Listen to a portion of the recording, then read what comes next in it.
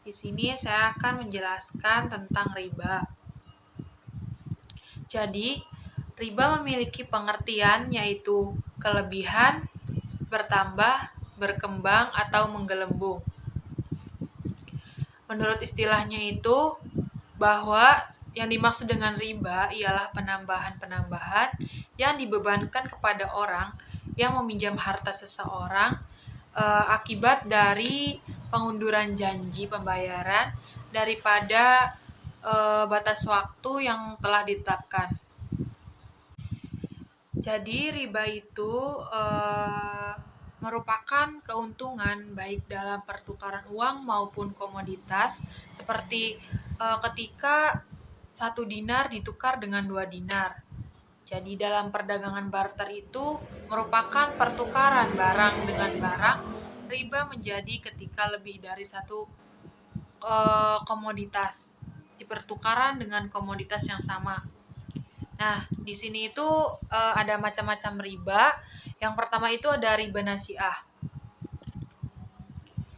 Riba nasiah adalah tambahan yang diberikan karena penundaan pembayaran hutang. Apakah itu sebagai sanksi atau keterlambatan pembayaran atau sebagai penambahan hutang baru? Misalnya itu contoh, si A meminjamkan uang sebanyak 200 juta kepada si B. Lalu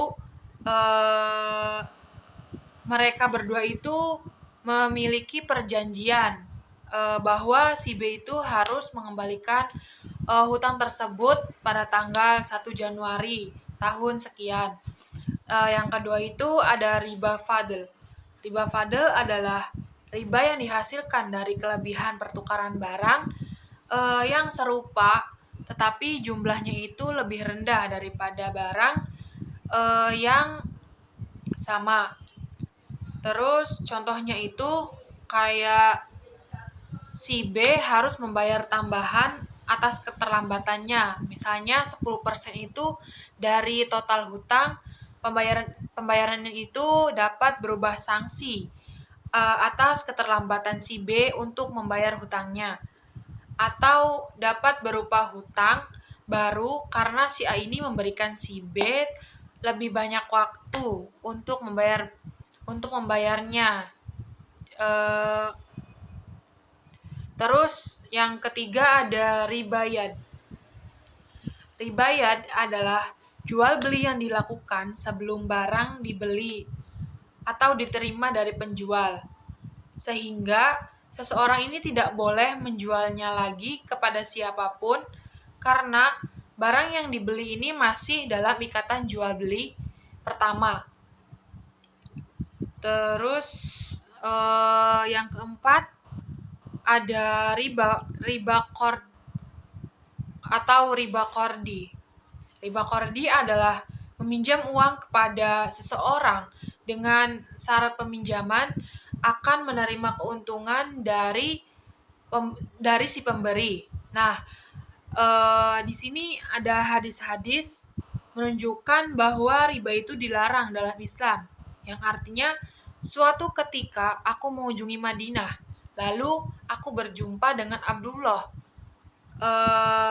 Lantas orang ini berkata kepadaku, yaitu, sesungguhnya engkau berada di suatu tempat yang di sana praktek riba telah merajalela.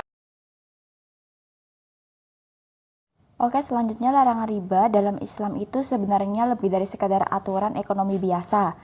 Nah, secara sederhana, riba berarti tambahan atau pertambahan yang didapat dari pinjaman tanpa usaha atau risiko dari pemberi pinjaman. Dalam Al-Quran, terutama di surat Al-Baqarah ayat 275 sampai 279, riba dilarang keras. Bahkan Allah menyebut orang yang berurusan dengan riba seperti orang yang berperang dengannya dan Rasulnya. Tegas banget kan? Ini karena riba dianggap nggak adil dan sering bikin yang lemah makin tertekan. Rasulullah SAW juga nggak main-main soal ini. Beliau mengutuk semua yang terlibat dalam riba, mulai dari yang makan hasilnya, yang ngasih, yang nyatet, sampai yang jadi saksi transaksinya.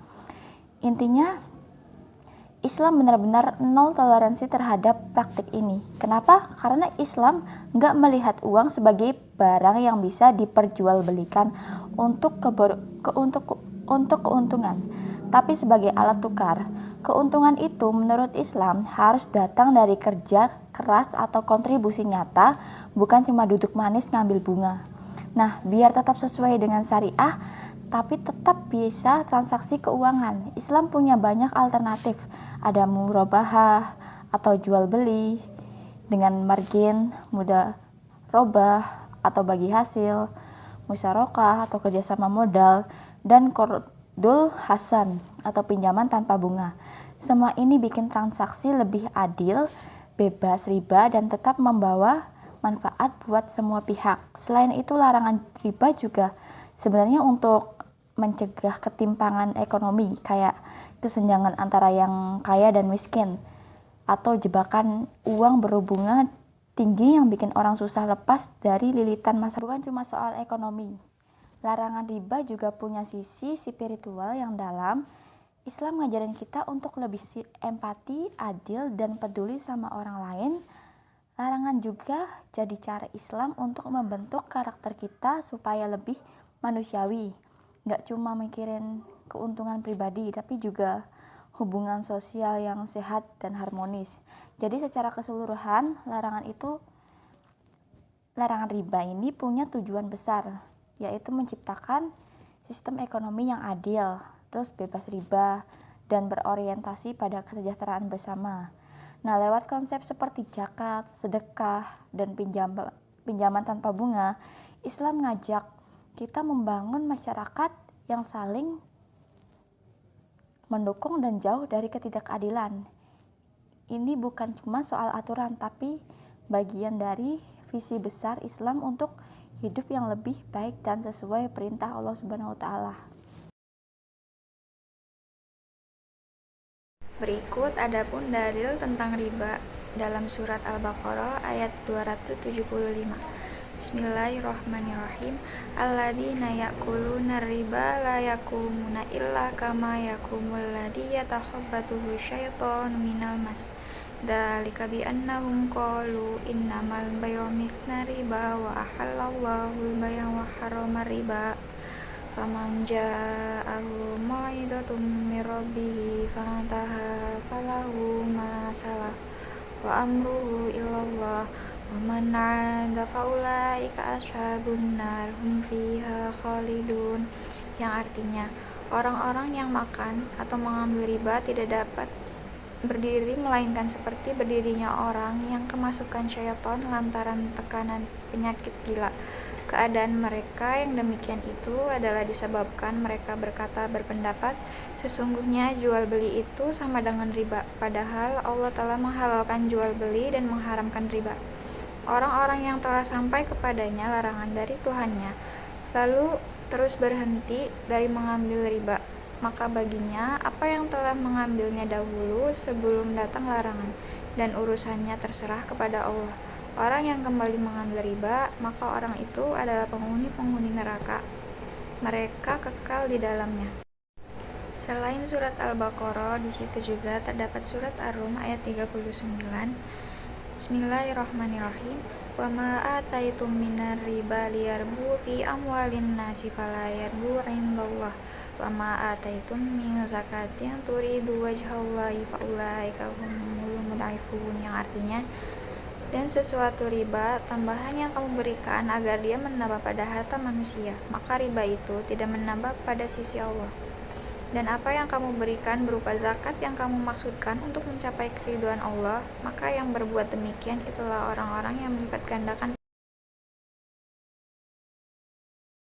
Sepanjang sejarah, para ulama telah sangat memperhatikan konsep bunga dan riba dalam Islam.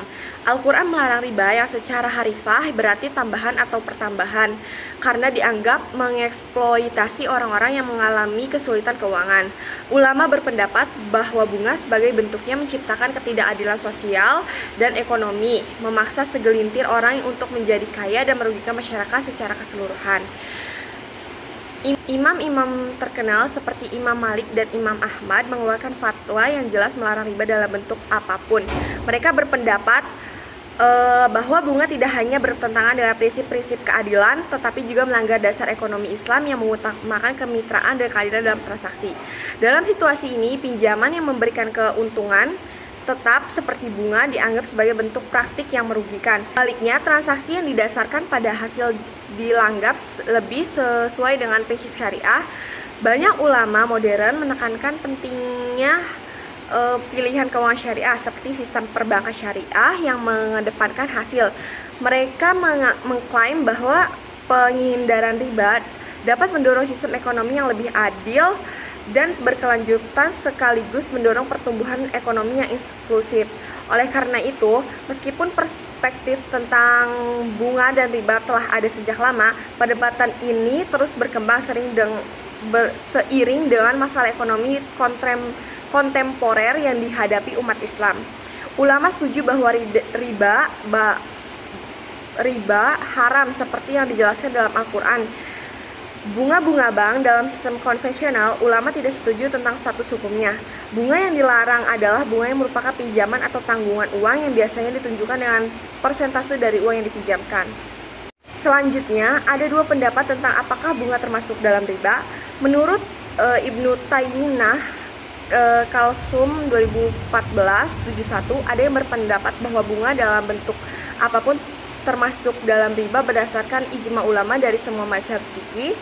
Sementara ada beberapa tokoh yang berpendapat bahwa riba yang diharapkan adalah riba yang berlipat ganda atau adhafan mudhafatan. Abdullah Yusuf Ali dan Muhammad Asad mengemukakan pendapat ini, mendefinisikan riba sebagai usuri yang berarti suku bunga yang tinggi atau suku bunga yang lebih tinggi daripada interest atau bunga rendah. Menurut Muhammad Muhammad Rashid Rida, Abdul Al-Wahab Khalaf, dan Mahmud Salut, riba yang diharapkan hanyalah riba yang berlipat ganda, bukan riba yang kadarnya rendah. Mereka berpendapat ini berdasarkan ayat riba yang mengharapkan riba yang berlipat ganda menurut fatwa ulama Majelis nomor 1 tahun 2004 tentang bunga. Riba adalah tambahan zidayah tanpa imbalan yang terjadi karena penanggungan pembayaran yang diperjanjikan. Sebaliknya, bunga adalah tambahan yang dikenakan dalam transaksi pinjaman uang yang diperhitungkan dari pokok pinjaman tanpa mempertimbangkan pemanfaatan atau hasil pokok tersebut berdasarkan tempo waktu, diperhitungkan secara pasti di muka dan biasanya berdasarkan persentase. Pandangan pragmatis konservatif adalah mengenai riba dan bunga. Perdebatan mengenai riba dan bunga telah berlangsung selama berabad-abad lamanya, khususnya dalam konteks Islam. Tapi aliran pemikiran, penafsiran, dan pendekatan yang berbeda terhadap isu ini. Ada beberapa hal yang sangat berbeda dari kedua aspek tersebut. Yang pertama, pandangan pragmatis. Fokus pandangan pragmatis atau manfaatnya, aliran pragmatis lebih menekankan pada manfaat ekonomi yang dihasilkan dari sistem bunga. Mereka berpendapat bahwa bunga pada mendorong pertumbuhan ekonomi, meningkatkan investasi dan menstabilisasikan sistem uang. Kemudian ada relativitas. Pandangan pragmatis tidak secara mutlak mengharamkan bunga. Mereka berargumen bahwa bunga yang moderat dan tidak eksploitatif dapat diterima. Yang penting adalah bunga tersebut tidak menghambat kesejahteraan masyarakat atau tidak merugikan masyarakat yang lain. Lalu kemudian ada pandangan konservatif. Kembali pada sumber tersebut mengenai pandangan konservatif, aliran konservatif berpegang teguh pada pemahaman tradisional tentang riba. Jadi rakyat-rakyat terdahulu itu masih berpegang teguh pada pemahaman tradisional soal riba. Mereka berpendapat bahwa riba dalam bentuk apapun adalah haram. Tantangan dengan ajaran Islam, bertentangan dengan ajaran Islam, karena memang dari ajaran Islam sendiri itu sangat melarang riba. Lalu kemudian ada interpretasi literal. Penganut pandangan konservatif cenderung melakukan interpretasi literal terhadap ayat-ayat Al-Quran dan hadis yang berkaitan dengan riba. Mereka tidak memberikan ruang untuk penafsiran yang berbeda. Jadi memang konsepnya dari awal riba itu haram. Sudah tercatat dalam Al-Quran dan hadis secara utuh atau secara jelas. Lalu kemudian ada konsistensi. Aliran konservatif berusaha untuk konsisten dalam menerapkan ajaran Islam dalam kehidupan sehari-hari termasuk di bidang ekonomi. Jadi ajaran Islam ini memang sudah sangat mengharamkan riba sejak awal.